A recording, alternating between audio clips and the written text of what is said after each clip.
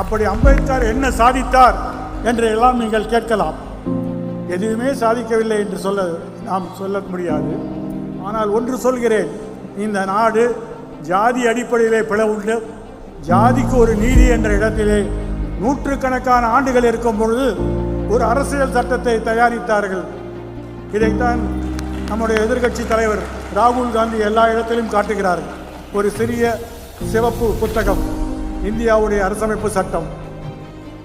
தங்களுக்கு எந்த விதி தங்களை ஆள்கின்றது, தங்கள் நாட்டை எந்த விதி எடுத்து செல்ல வேண்டும் என்பதை தெரிந்து கொள்ள ஆர்வப்படுகிறார்கள். யாரும் ஒரு சட்ட பிரச்சனை என்றால் வங்கியிலிடம் செல்லவில்லை, நாமும் தெரிந்து கொள்ள வேண்டும் என்ற ஆசை இன்று இருக்கிறது.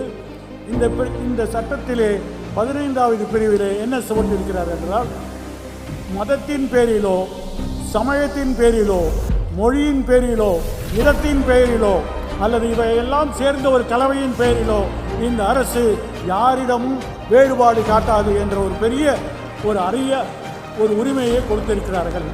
மனுநீதி புதைக்கப்பட்டது, சமநீதி உறுதி செய்யப்பட்டது என்பதை நாம் தெரிவிக்கிறோம்.